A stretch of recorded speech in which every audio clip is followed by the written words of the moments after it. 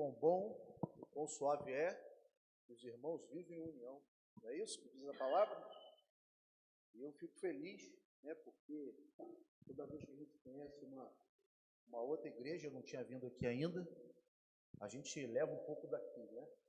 Eu fiquei muito feliz com essa estrutura ótima, linda, e eu vou levar isso lá para a minha congregação. A gente precisa fazer obra, precisa modernizar, precisa estar bonito assim, né? A gente tem que sempre fazer o melhor. E nós também lá vamos fazer o melhor, e eu certamente vou levar, né, essa foto, né, da igreja tão bonita, tão bem organizada, com bom som, com tudo da melhor qualidade, porque é assim que nós precisamos fazer para a honra e glória do Senhor. Eu agradeço desde já a oportunidade, pastor Sidney, né, por estar aqui. Para mim é uma alegria grande, né, poder, nessa noite de quinta-feira, compartilhar a palavra do Senhor. E eu já quero convidar os irmãos a abrirem as suas Bíblias em Jonas. Já vou falar antes, porque eu sei que demora às vezes um pouquinho para a gente achar. Então, que não é um livro muito grande nem muito conhecido, né? A história é bastante conhecida. Mas eu trago um abraço da congregação Tandinha. Inclusive, os irmãos já estão convidados para dia 25 estar conosco. Comemoraremos 36 anos da congregação, né? O pastor Wellington vai pregar. Nós vamos ter, aniversário tem que ter bolo, né? Então nós vamos ter aquele bolo de igreja, né? Aquele bolo imenso, que todo mundo quer levar para casa. E é claro que eu não podia deixar de falar de comida, né? Porque gordo gosta de comida, né? Então tem frente, tem comida, tem bolo. Não vai ter jantar nem almoço, mas bolo vai ter, com certeza. Eu não deveria comer, mas eu às vezes sou um pouco desobediente aos médicos, né? Porque os médicos falam, você não pode comer açúcar. E aí o abençoado vai lá e come, né? A gente tem que aprender a se domar, não é isso, pastor? Aprender a se domar, botar um pudim lá, não posso. Eu sou obrigado a não poder, né? Mas glória a Deus, porque Deus tem cuidado de nós, tem cuidado da nossa saúde. Né? Eu trago abaixo da minha família também, que não pôde estar aqui hoje, a esposa Kátia, meus filhos, mas é uma alegria grande poder estar com os irmãos aqui nessa noite. E, irmãos, eu trago a palavra do Senhor, e antes de preparar o sermão, eu peço que Deus fale ao meu coração, né? É uma prática normal. E Deus me falou tanto no livro de Jonas, mas me falou de uma forma diferente, né? A gente já leu o livro de Jonas, né? Eu acredito que todos os irmãos já mais antigos de igreja já leram o livro de Jonas, pelo menos uma vez, e já se encantaram com a história de Jonas, né?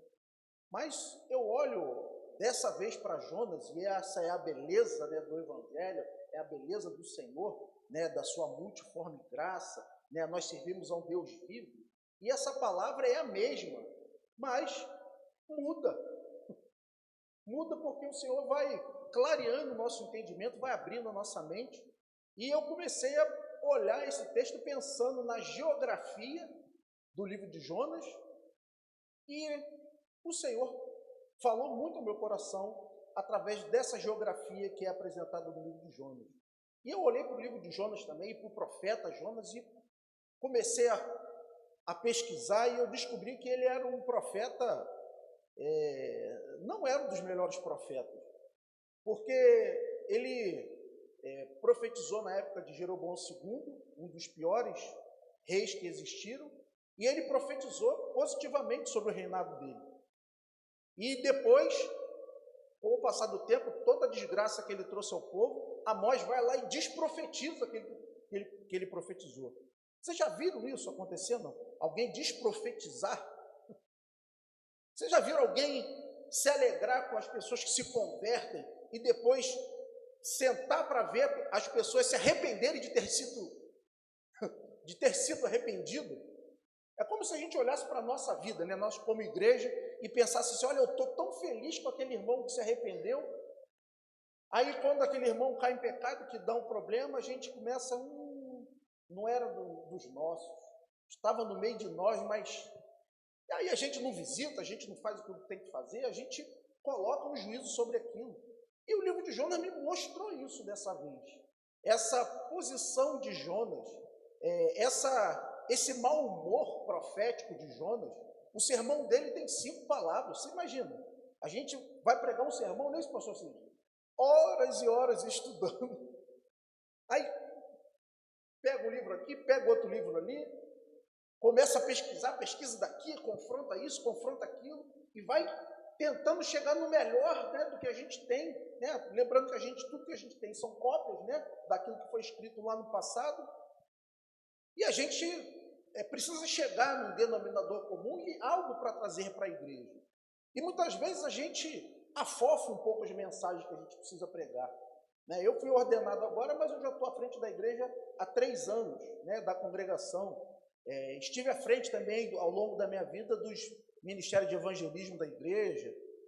Fizemos um projeto chamado Bíblia, Bola e Lazer, que é um projeto onde a gente usa o esporte como argumento para a implantação de uma escola dominical para crianças. Né? A gente tem visto hoje uma deficiência nas igrejas, né? Não tem jovens, ou tem poucos jovens, ou poucas crianças.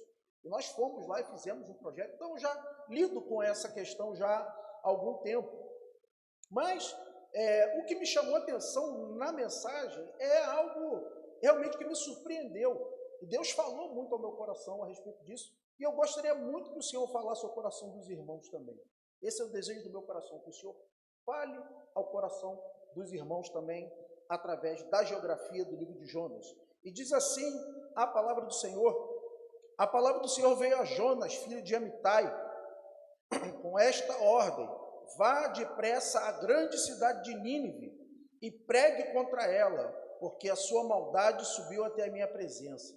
Mas Jonas fugiu da presença do Senhor, dirigindo-se para Tarsis.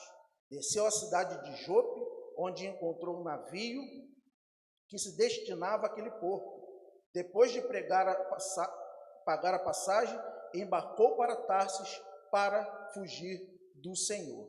Então, irmãos, eu vejo nesse texto aqui, aí depois a gente vai olhar para os mapas, né, para entender onde é Jope, onde é Tarsis, onde é Nínive. E é interessante porque é como se o Senhor estivesse falando assim: olha, Fernando, agora você vai para a direita aqui. Aí eu falava assim: não, Senhor, o Senhor está mandando eu para a direita? Eu vou para a esquerda. É exatamente assim, geograficamente falando. Ou seja, Jope estava aqui onde ele estava, Nínive estava desse lado e Tarsis estava lá, daquele lado. Tarsis era a 4 quilômetros de Jope. Nínive era 1 quilômetro de Jope. Ou seja, até se ele fosse pensar, né, eu vou para onde é mais perto, ele economizaria tempo, caminhada e tudo mais que se requer para uma viagem. E ele resolve: não, eu vou para Tarsis. E os irmãos conhecem a história de Jonas. No meio dessa história aparece uma tempestade.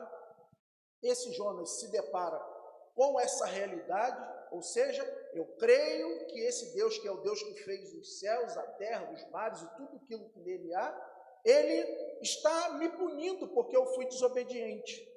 Ele está me penalizando porque eu fui desobediente. E aí surge um confronto na nossa mente. Mas Deus não é um Deus de misericórdia? Não é um Deus de amor? Mas por que Deus puniria? Irmãos, esse Deus ele é tão maravilhoso que ele mostra coisas para a gente que às vezes a gente não consegue entender. Deus usa alguns caminhos que parece que são loucura. Porque dentro daquele navio existia um povo de Deus ali que o Senhor queria salvar. E aí o que o Senhor faz? Jonas se levanta, estava dormindo dentro do porão do navio. Ele se levanta, porque a tempestade estava acabando com o navio, eles precisavam jogar a carga para fora. E aí, de repente, alguém ouve um testemunho: não, esse problema que está acontecendo aqui é por conta da minha desobediência, por causa de mim. E esses homens que estão ali, eles creram no Senhor. O texto vai dizer: olha, eles, depois daquilo ali, eles louvaram ao Senhor. Ou seja, o Senhor tinha salvação para aquele lugar ali, onde não era o lugar onde ele deveria estar. E olha como é irônico isso. Ele quer que eu vá para Nínive, eu resolvo ir para Tarsis, mas ainda assim eu vou salvar pessoas ali naquele navio, naquele barco. E ele salva aqueles tripulantes, homens que não eram tementes a Deus, homens que eram cruéis, como toda aquela população. inclusive os ninivitas, inclusive Jeroboão, inclusive todo mundo que estava ao redor daquilo ali. Mas o Senhor, ele tinha uma geografia diferente. E às vezes, irmãos, a gente se confronta com a nossa ideia de pregação, de levar a mensagem, de evangelização, e a gente não percebe que Deus está usando a gente onde a gente está. Independente do caminho que nós estejamos, se é na direção da esquerda ou para a direita. O importante é que o Senhor, ele quer salvar, e nós precisamos estar atentos ao que ele quer fazer e o que ele vai fazer com relação à salvação. Jope e o caminho para Tarsis, distante de 4.000 quilômetros. Era um porto marítimo de Israel, localizado na Espanha, onde tinha um comércio internacional. Tarsis, possivelmente, representava o extremo ocidente, conhecida na direção oposta de Nínive. Flávio Joséfo identifica Jonas como um profeta durante o reinado de Jeroboão II. Como eu já falei, Spurgeon diz: nenhum navio pode fugir da presença de Deus. O profeta tenta navegar para onde Deus não está, mas ele se depara com uma realidade: Deus também estava ali. O Deus Todo-Poderoso também queria salvar pessoas ali. Então, até na desobediência de Jonas, o Senhor tem poder para salvar, para fazer algo, para levar salvação àqueles que precisam da salvação, precisam ouvir a preciosa palavra do Senhor. Fugimos de Deus apenas para cair em seus braços. Nossa fuga sempre é em direção a Ele. E isso quem disse foi Agostinho. Então, por mais, irmãos, que a gente pense em uma direção diferente daquilo que Deus tem nos falado, Deus ainda assim é misericordioso para nos usar como instrumento dele nessa nossa desobediência. Mas eu preciso entender que eu tenho que obedecer ao Senhor, porque o Senhor tem muito mais para fazer através do poder dele, através da minha vida. E olha que coisa interessante. Eu resolvo ir para a esquerda. Ali eu vou ser um instrumento de Deus para salvar, mesmo não querendo. Ah, mas e se eu for para a direita? Muito mais pessoas para salvar. Muito mais pessoas para ser um instrumento de Deus para levar a salvação. Muito mais pessoas para ouvirem aquilo que você tem a dizer. E olha que o que Jonas disse não era nada agradável de frente ao que a gente diz, né? Porque eu lembro quando eu trabalhava em empresa grande, eu sempre conversava com as pessoas, né? Eu tinha esse prazer, né, de bater aquele papo na hora do almoço. O meu horário era um horário bastante...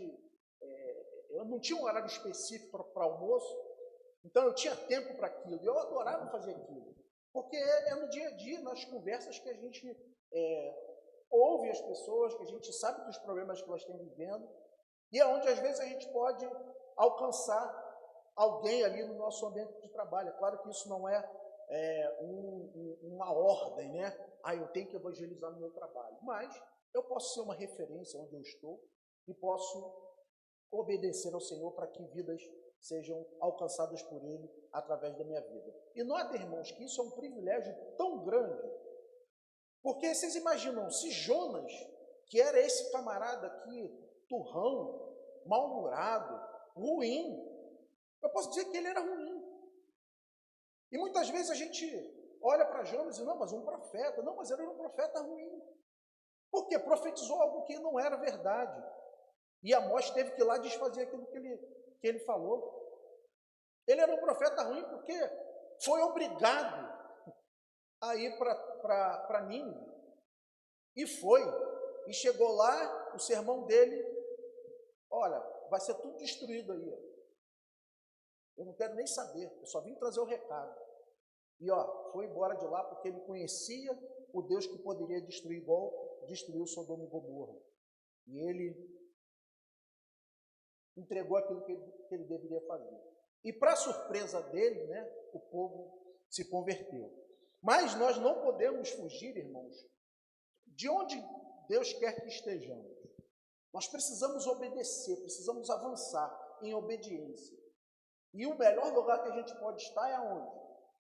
No centro da vontade de Deus.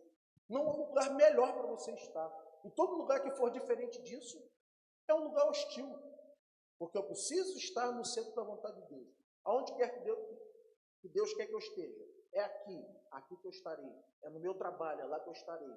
E ali também eu vou ser uma bênção. É na minha vizinhança, ali eu estarei, ali eu levarei uma palavra, as pessoas vão me ter como uma referência de um homem de Deus, de uma mulher de Deus, para que eu possa ser um instrumento dele. E assim eu preciso fazer. Para onde poderei eu escapar do teu espírito? Para onde poderei fugir da tua presença? Se eu subir aos céus, lá estás. E se fizer a minha cama na sepultura, também lá estás. Se eu subir com as asas da alvorada e morar na extremidade do mar, mesmo ali a tua mão direita me guiará e me susterá. Pascal diz, o vazio que o homem tenta preencher vem do abismo infinito que só Deus pode preencher. Jonas tenta preencher com a sua mentalidade, com o seu caminho. Jonas tenta preencher esse vazio indo para um lugar diferente daquilo que Deus estava falando. Mas Deus tinha um lugar diferente para ele ir. E o Senhor também tem um lugar diferente para que estejamos. A geografia do juízo e da graça. O mar e o grande peixe. Versículo 15 ao 17. Em seguida, pegaram Jonas e o lançaram ao mar enfurecido. E este se aquietou. Tomados de grande temor ao Senhor, os homens lhe ofereceram um sacrifício e se comprometeram por meio de votos. O Senhor fez com que um grande peixe engolisse Jonas, e ele ficou dentro do peixe 3 dias e 3 noites. O mar representava o caos, as forças da desordem. Quem aqui não tem medo do mar? Ou só eu que tenho? E olha que eu era surfista, hein? Não parece não, né? Não parece não, mas eu era surfista, pastor Cid. Surfei 20 anos da minha vida. Ia para a praia todo dia. Olha que eu morava longe da praia. Mas eu ia todo dia trabalhar, ia para a praia, trabalhava todo dia. Era atleta. E quando o mar estava muito grande, e olha que aqui não é Havaí, né? Mas dava medo. Quase morria algumas vezes. E eu falava, meu Deus, o que é que eu vou fazer agora? As ondas estão grandes, arrebentou meu strap, né, que é aquela cordinha da prancha. E agora o que é que eu faço? Ué, sai nadando, pede ajuda, faz qualquer coisa. Mas, irmãos, o mar ele é assim, dá medo. Vocês imaginam o mar à noite? Dá mais medo ainda. Se você estiver fazendo um cruzeiro e um navio afundar, seja de dia ou seja de noite, não tem o que ser feito, não é isso? Mas a impressão do mar à noite é pior.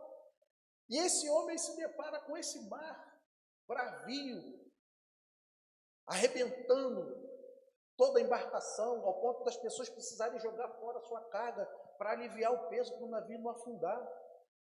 E ele se depara com essa realidade. Olha, eu prefiro morrer do que ir para mim. Não é estranho um profeta de Deus ter esse caráter? Eu prefiro não pregar o evangelho do que vir na Igreja Batista da Esperança. Vocês imaginaram isso? Eu prefiro morrer do que estar pregando o evangelho, seja para quem quer que seja. E essa foi a postura de Jonas. Prefere morrer, então me lance ao mar. É romântico isso, né? Eu prefiro morrer do que perder a minha amada.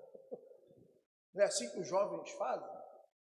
Vou morrer se você não ficar comigo.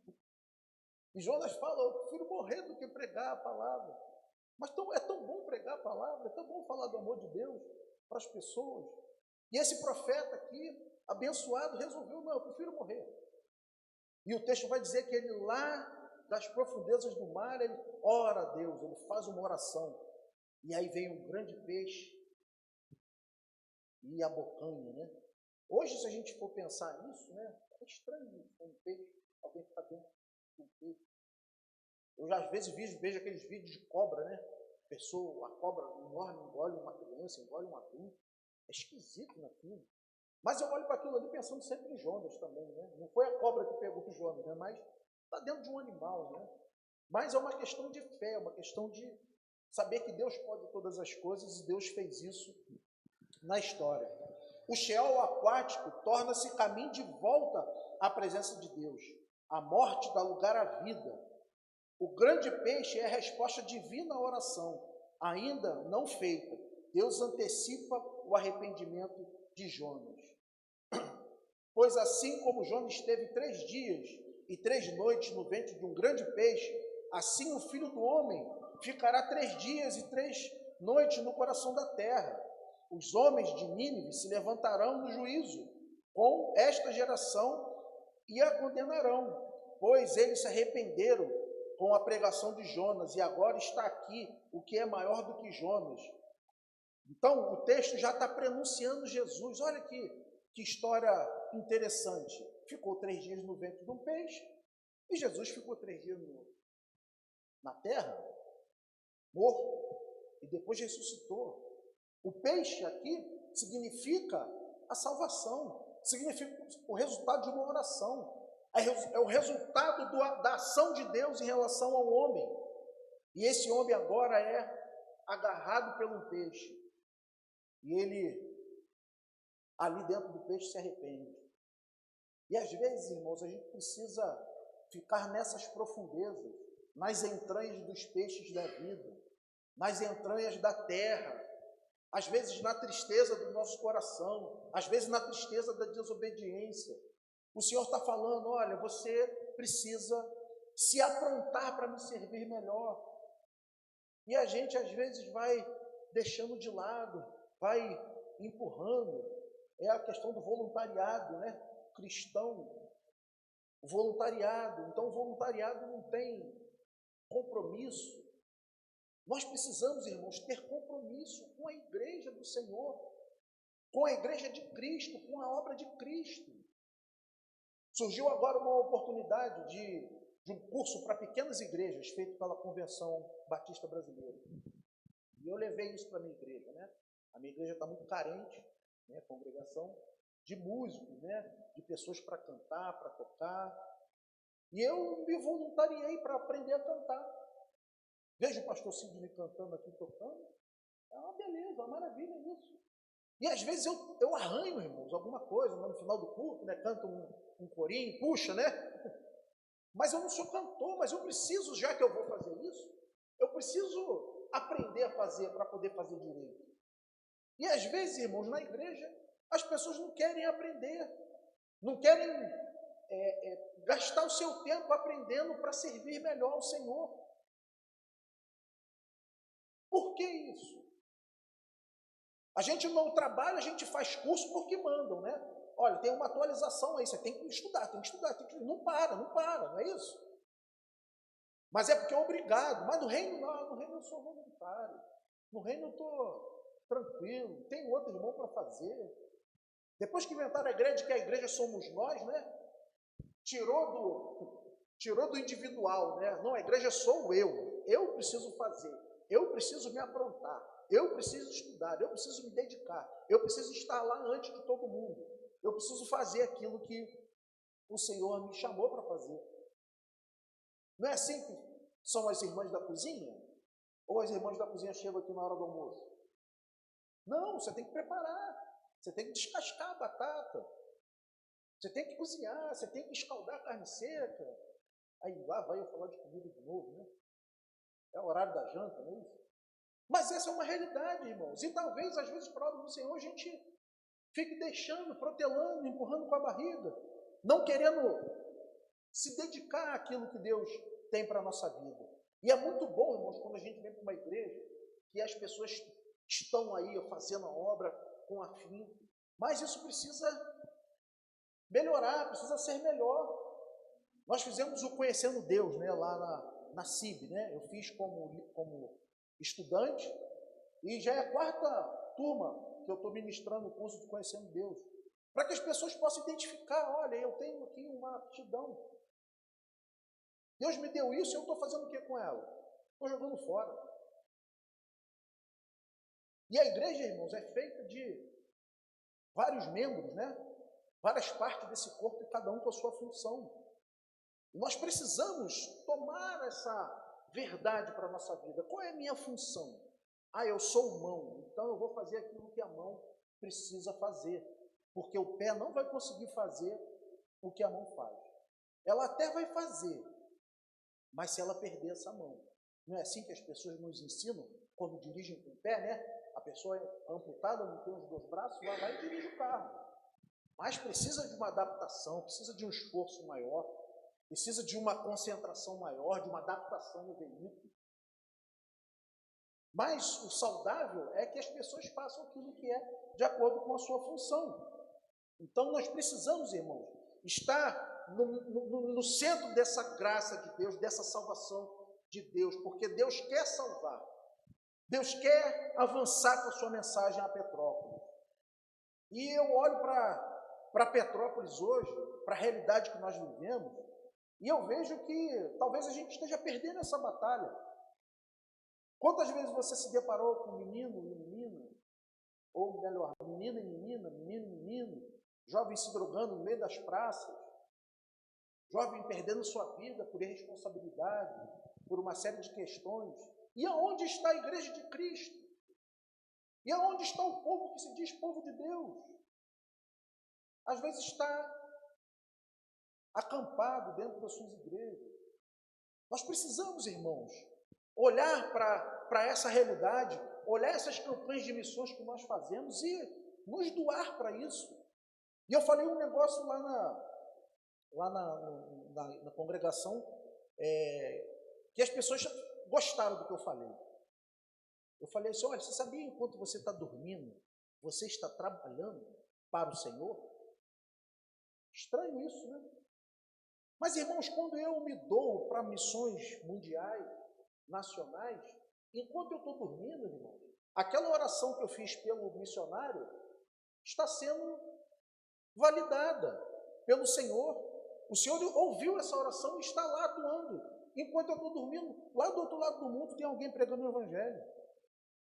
Quando eu contribuo para missões mundiais, aonde tem um missionário lá, quando é meia-noite aqui no Japão, é meio-dia. E tem um missionário lá pregando. Mas eu estou aonde? Dormindo, guardado pelo Senhor, tendo meu sono velado por Ele, o Senhor recarregando minha bateria, para que eu possa no outro dia sair e fazer meu trabalho, fazer minhas atividades. Então o Senhor é esse que faz essa obra, e nós precisamos nos juntar a Ele para fazermos essa obra também, para sermos esse braço do Senhor, para ser um instrumento de salvação. Nós não temos o poder de salvar, irmão. Só quem salva o crente, só quem salva o povo é o Senhor. Essa capacidade é do Espírito Santo de convencer o homem do pecado, da justiça e do juízo.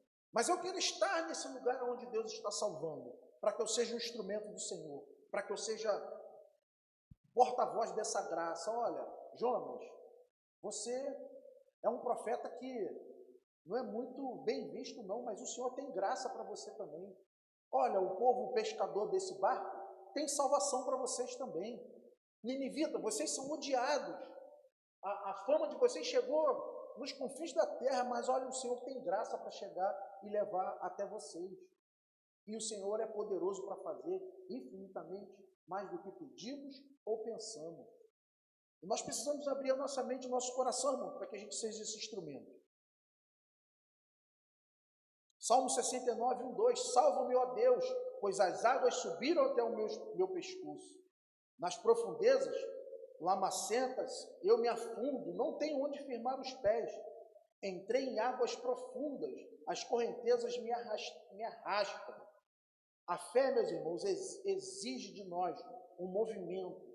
Nós precisamos agir para que Deus possa trabalhar. Nós precisamos estar nesse lugar onde nós seremos um instrumento de Deus. A geografia do arrependimento. Nínive, seus 3 dias, Jonas 3, do 3 ao 5. Jonas obedeceu a palavra do Senhor e foi para Nínive. Era uma cidade muito grande, sendo necessário 3 dias para percorrê-la. Jonas entrou na cidade e percorreu durante um dia, proclamando: daqui 40 dias Nínive será destruída. Os ninivitas creram em Deus, proclamaram um jejum, e todos eles, do maior ao menor, vestiram-se de panos de saco. Então, olha a mensagem de Jonas. Jonas entrou na cidade e percorreu durante um dia, proclamando: daqui a 40 dias Nínive será destruída. Olha que sermão maravilhoso. 5 pontos, citações, fontes bíblicas. Não, era um sermão, olha gente, vai dar ruim. Deus vai fazer igual fez em Sodoma e Gomorra. Mas ele nem quis ilustrar para que os ninivitas não fossem salvos. Ele só disse, ó, Deus vai destruir isso aqui em 5 dias. Tá bom? Tchau. Sermão maravilhoso. E os ninivitas olharam para aquela mensagem e creram. Vocês imaginem, irmão, 1000 quilômetros que Jonas precisou andar para levar essa mensagem. Você imagina ele andando 1000 quilômetros? 1000 quilômetros. Daqui a São Paulo são 496 quilômetros, não é isso? Não é isso? É isso? Acho que você não está sabendo. Quase 500 quilômetros. Ou seja, ir de volta a São Paulo. Vamos embora? Quem toca? Andando. De carro é tranquilo, né? De ônibus você vai dormindo. Mas andando. Mas a mente de Jonas era tão complicada que ele preferiu ir para 4.000 quilômetros para fugir dessa realidade. Vou para o outro lado, que é melhor. E aí Deus intervém e fala, opa, Irmãos, isso mostra para a gente o soberano Senhor dizendo o seguinte, olha, eu chamei você e eu quero que você vá. E eu sou um Deus tão amoroso que eu podia não deixar você participar disso. Mas ainda assim é você que vai. É você que vai ir para a direção que eu estou mandando, porque você está querendo andar em posição oposta. Não, mas eu tenho, é para lá. E aí Jonas vai, você imagina o tempo que ele teve para elaborar o seu sermão, não é isso? Pensando, 1000 quilômetros andando, dias andando para chegar até lá. E ele chega e prega. E as pessoas se convertem, porque o poder não é de Jonas. A palavra não é de Jonas, a palavra é do Senhor. E o Senhor está dizendo, eu quero salvar, eu vou salvar, e eu vou usar esse instrumento de Deus, e Deus vai usar você como instrumento para essa obra, para evangelizar esse bairro, esse lugar, essa cidade. Satanás não vai ganhar de nós aqui, meus irmãos. Nós vamos avançar como igreja de Cristo, nós vamos evangelizar. Sábado as igrejas fizeram uma ação, não é isso? Um mutirão da evangelização. Que coisa linda. Um monte de gente de amarelinho nas ruas, pregando a palavra. Maravilhoso isso, maravilhoso. Poder de Deus, gente sendo salva no Brasil inteiro, irmão. Isso mostra que a unidade da igreja é algo fantástico. Porque às vezes a gente pensa assim, nós somos uma igreja pequena, né? Isso eu estou falando da congregação do Quitandinha. Nós somos pequenininhos, nós arrecadamos muito pouquinho, não dá para fazer muita coisa. Não dá para fazer sim. Porque, irmãos, quando a gente se une, a gente é muito mais forte. Vocês imaginam a Cristolândia. Quem é que inventou a Cristolândia? Se não o próprio Deus. E aí, batistas de todo o Brasil resolvem se unir. E aí eu quero dizer, olha, a congregação batista do Quitandinha, pequenininha, está lá. Junto com a maior igreja do Brasil, também está lá. Deixando que Deus trabalhe, deixando que Deus use aqueles irmãos para evangelizar, para pregar a palavra. E o Senhor tem feito maravilhas no meio do nosso povo. Deus tem feito coisas tremendas, irmãos, no meio do nosso povo. A geografia do arrependimento, Nínive e os seus 3 dias, essa distância imensa. A conversão de Nínive demonstra que a graça precede o juízo. Deus envia o profeta porque já decidiu ser misericordioso. Até os ninivitas, na barbárie, responderam à pregação, enquanto Israel, com a lei, rejeitou os profetas. Mateus 12:41, pois assim como Jonas esteve 3 dias e 3 noites no ventre do peixe, assim o Senhor também se levantará. Irmãos, Deus havia decidido que ia salvar os ninivitas. Não é minha decisão, não é decisão de Jonas, não é decisão de ninguém, é decisão do Todo-Poderoso. E eu preciso me juntar ao Senhor para ser um instrumento nessa obra maravilhosa, para evangelizar, ajudar na evangelização no trabalho, para acolher, para estar juntos na evangelização do povo. A geografia do descontentamento, a cabana e o rícino. Jonas 4, 5 ao 11. Jonas saiu e sentou-se no lugar a leste da cidade.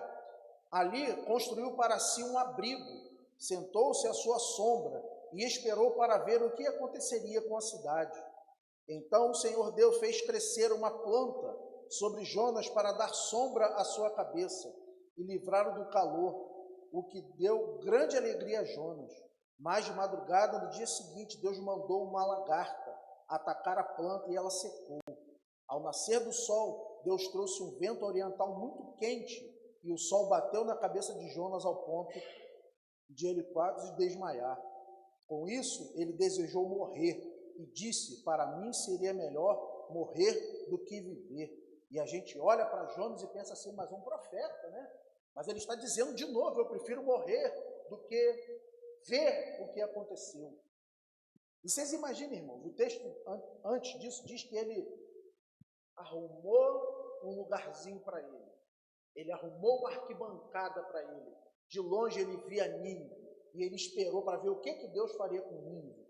Talvez na cabeça dele estivesse pensando, olha, eles se arrependeram, mas eles vão se arrepender de ter se arrependido.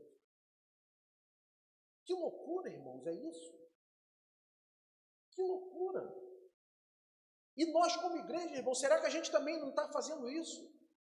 Estar na plateia, olhando para o povo se arrepender de ter se arrependido.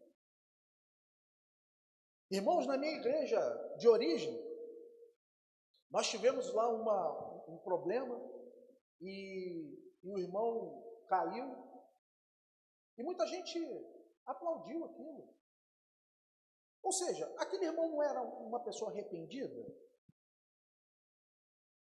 E por que as pessoas, ao invés de acolher, as pessoas falaram, é isso mesmo, esse irmão aí nunca prestou, esse irmão aí nunca foi irmão, era um dos nossos, mas se saiu é porque não era dos nossos, e a gente ainda usa a base bíblica para fazer isso.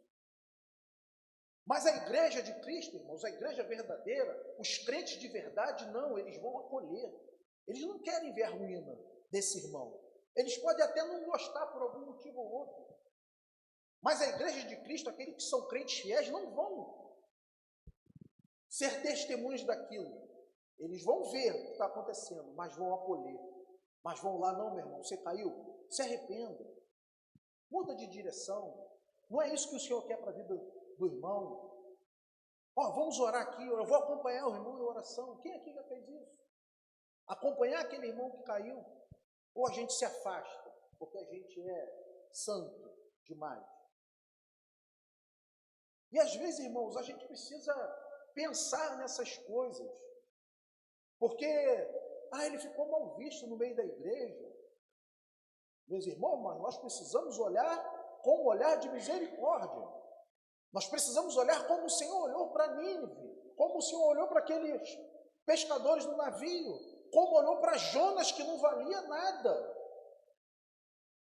E olhar para essas pessoas que muitas vezes se afastam e que às vezes a gente acha que não vale nada, mas olha, eles são preciosos aos olhos do Senhor. Porque a gente às vezes, irmãos, precisa olhar para nós mesmos e falar, nossa, eu também não valho nada, mas o sangue de Jesus me purificou, me deu a oportunidade de estar aqui, e eu sou um privilegiado. E eu não posso ser esse instrumento contemplativo da ruína do meu irmão. Eu preciso me colocar na posição com o olhar de Cristo, porque nós somos cristãos e somos semelhantes a Cristo, ou deveremos ser semelhantes a Cristo, uma cópia dele, pequenos cristos. E olhar para essas pessoas, para esses irmãos, para essa pessoa lá do lado de fora, com um olhar de misericórdia. Quem aqui gostaria de pregar para os fraudadores do INSS?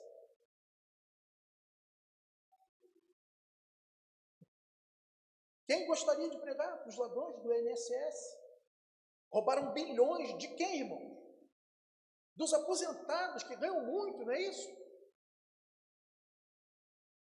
Não, irmãos, esse pessoal está ganhando um salário mínimo, às vezes, para comprar fralda, que custa uma fortuna.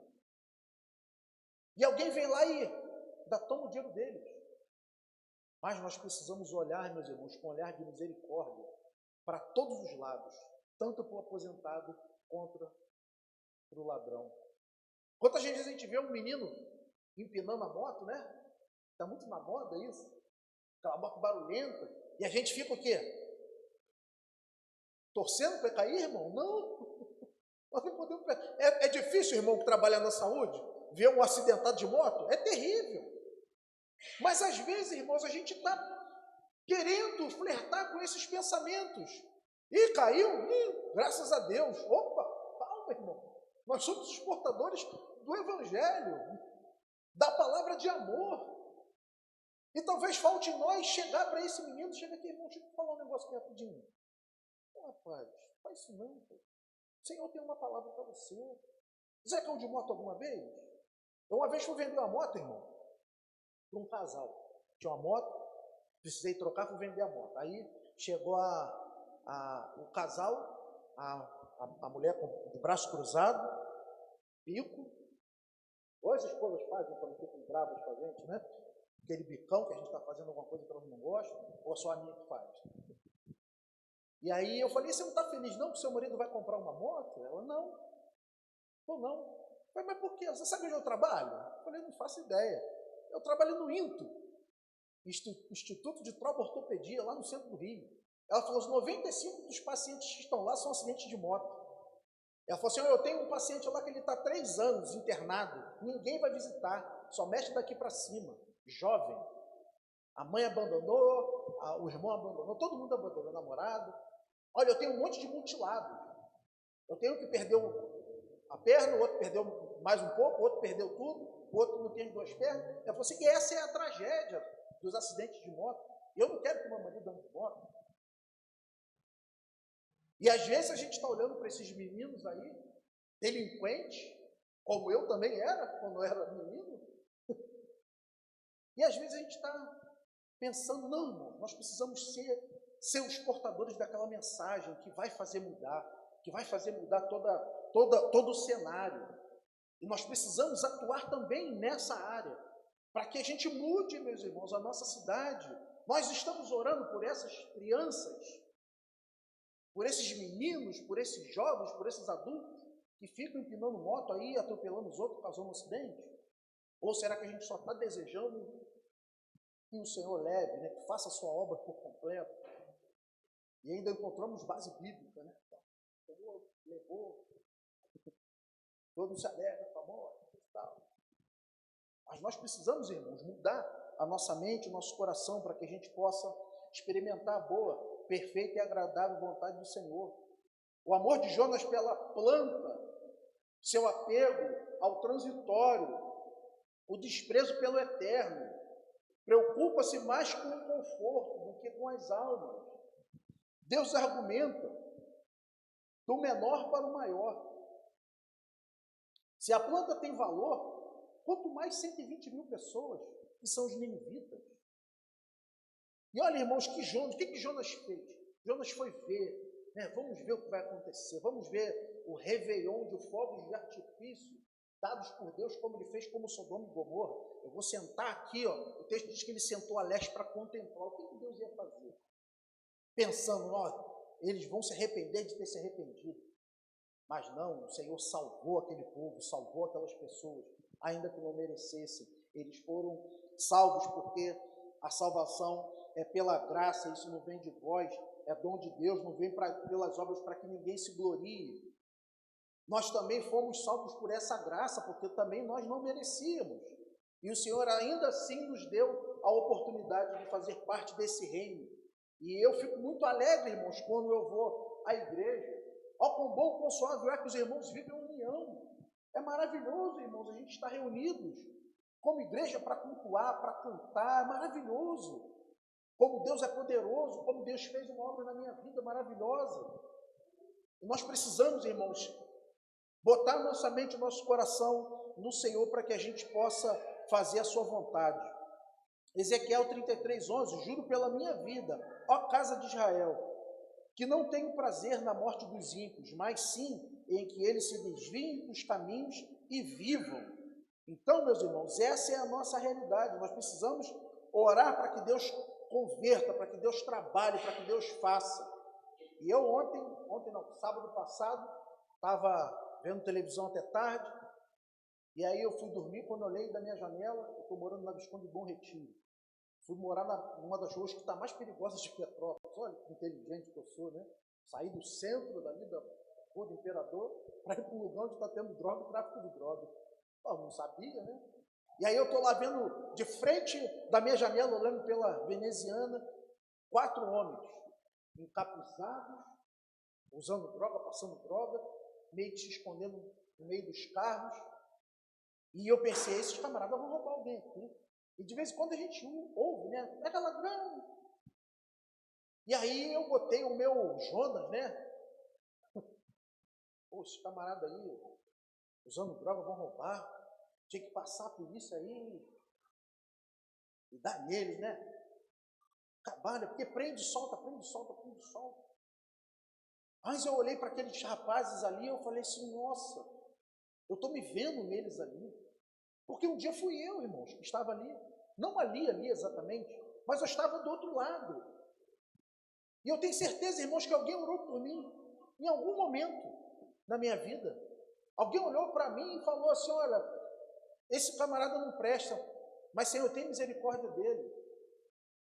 E, irmãos, e às vezes a gente não olha essa realidade.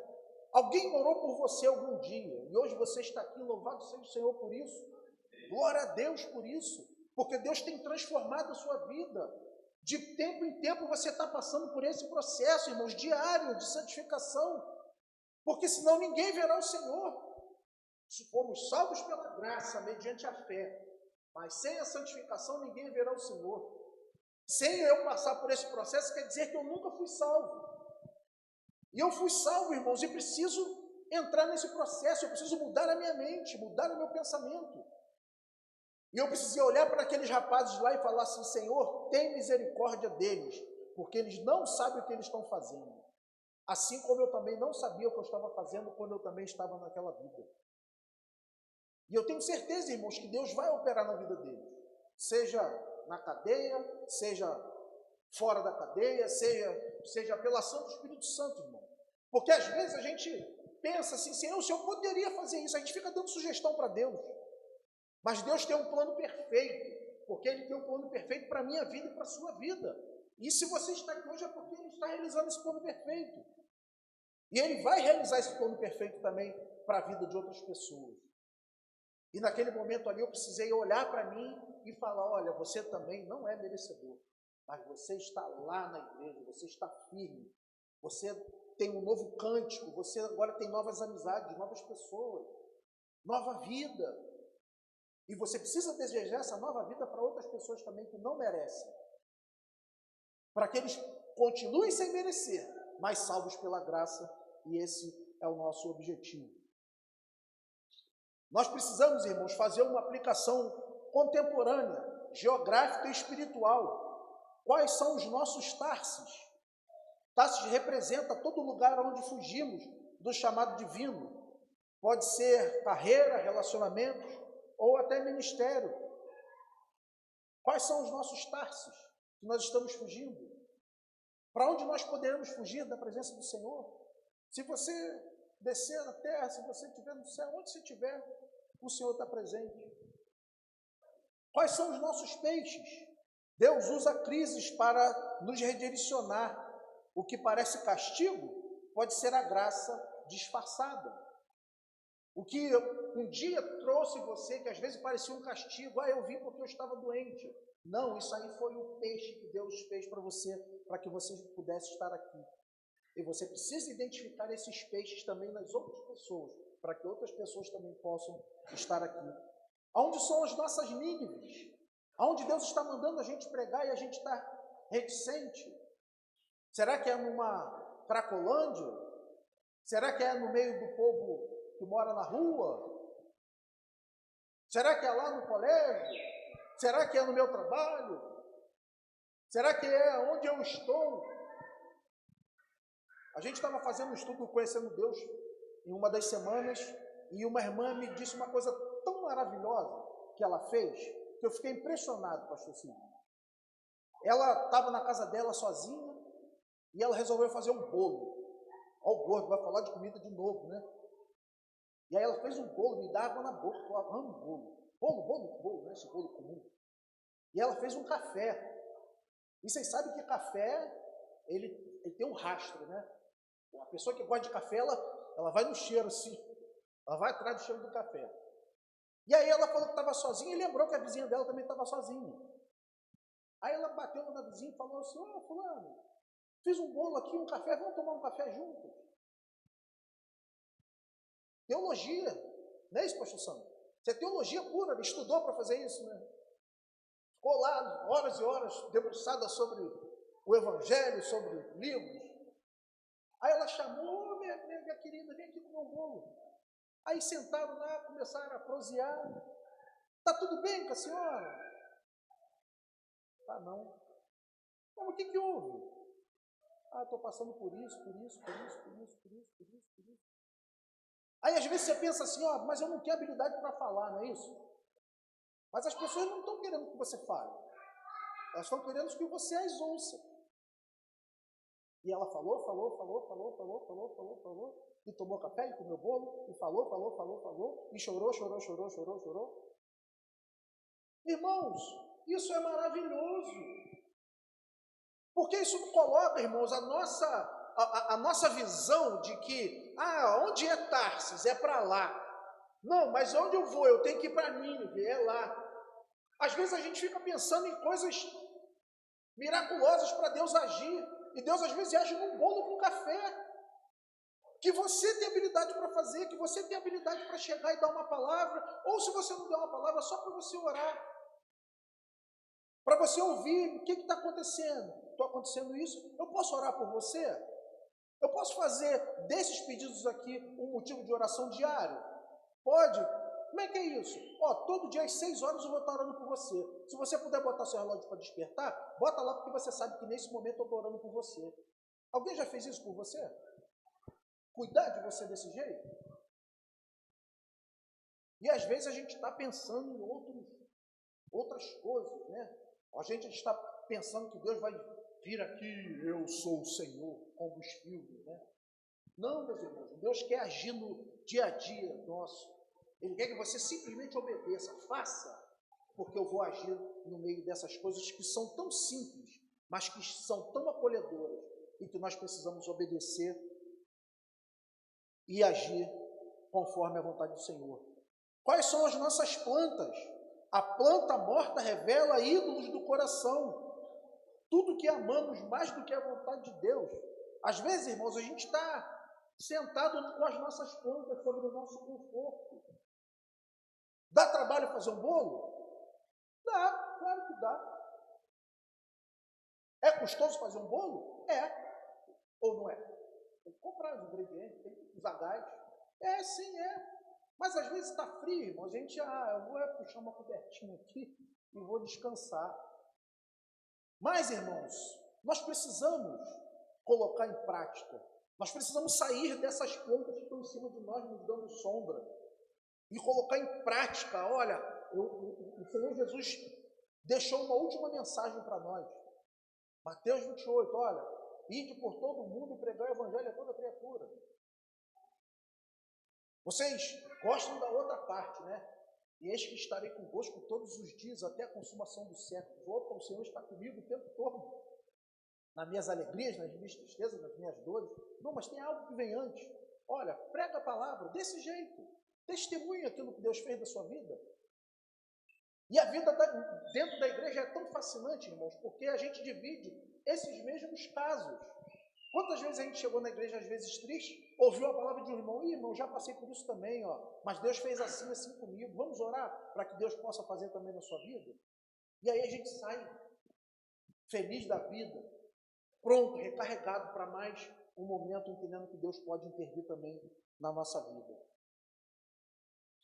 Atos 1:8, mas recebereis poder ao descer sobre vós o Espírito Santo, e serei minhas testemunhas tanto em Jerusalém como em toda a Judéia, Samaria e até os confins da terra. Então, meus irmãos, que a gente tome essa palavra para a nossa vida, para o nosso coração. Olha, eu preciso ser um testemunho do Evangelho do Senhor. O Senhor tem uma forma de fazer que eu não sei como é, mas eu sei que Ele pode fazer, porque Ele é poderoso. E Ele não quer usar os meus conselhos para fazer a sua obra. Ele quer fazer do jeito dele. E a gente precisa olhar para a nossa vida e entender que Ele fez do jeito dele para chegar até nós. E às vezes o jeito que Ele fez não foi nada convencional. Mas Ele fez e hoje nós estamos aqui para louvor e honra e glória do nome do Senhor. E Ele quer nos usar para sermos um instrumento de Deus para também fazer essa obra. Amém? Que Deus nos abençoe, que Deus nos dê uma vida dedicada a Ele. Que a gente possa olhar para o Senhor e falar, Senhor, eis-me aqui. Eis-me aqui. O Senhor quer me enviar aonde, Senhor? É para a África? É para São Sebastião? Ou é para minha vizinha da direita? Ou a minha vizinha da esquerda? Ou é para o meu trabalho? Onde o Senhor quer que eu pregue o Evangelho? Irmãos, e às vezes parece que isso não é uma realidade. Somente 4% das pessoas que são crentes ouviram a palavra pastoral e se converteram. Vocês sabiam disso? E olha que a gente se esforça, hein, Sandro? A maioria das pessoas se converte, sabe onde? São as pessoas que estão ao nosso redor, no dia a dia. E talvez esse seja o nosso culto. Talvez esse seja o nosso ministério. Para levar pessoas a Cristo. Trazendo-as para nós, ouvindo. E o Senhor fará algo maravilhoso em nossa vida. Que Deus nos abençoe. Eu devolvo a palavra ao pastor Cid.